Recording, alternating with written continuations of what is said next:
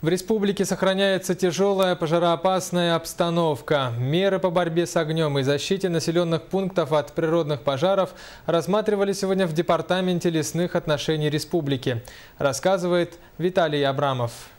На сегодня в Якутии действует 36 лесных пожаров на общей площади более 800 тысяч гектар. За последнюю неделю на территории республики огнеборцы зарегистрировали 20 возгораний. Как было отмечено на пресс-конференции, основная причина пожаров – это сухие грозы. Вот 11 июля уже 3,5 тысячи разрядов выпало, на территории республики. Это не наши данные, это спутник показывает, который с дымом показывает, вот это продолжалось, 3,5-4 тысячи разрядов, она попалась, как говорится, до 14 числа, еще до 18 числа. До начала сезона гроз, а это весна и начало лета, пожарным удавалось контролировать и вовремя ликвидировать появляющиеся возгорания. А вот с середины июля, когда в республике начали регистрироваться до 1000 разрядов молний в сутки, ситуация поменялась. Вот эти 3 недели практически, в котором распространился пожар на более 900 тысяч гектаров,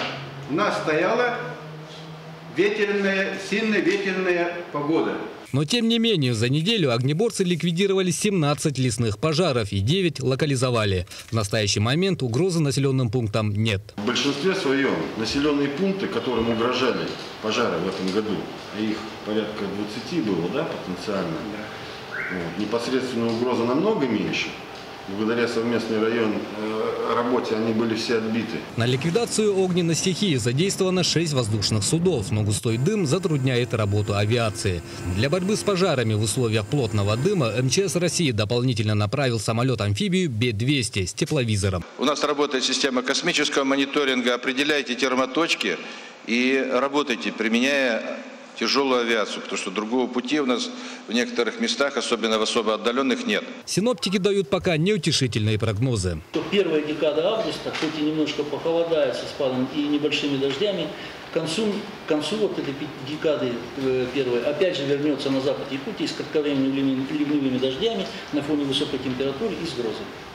На сегодняшний день с огнем борется более 1800 человек. С начала пожароопасного сезона в 20 улусах Якутии зарегистрировано 247 лесных пожаров. Пройденная огнем общая площадь превысила 1 000 000 гектар. Виталий Абрамов, Семен Васильев, НВК Саха, Якутск.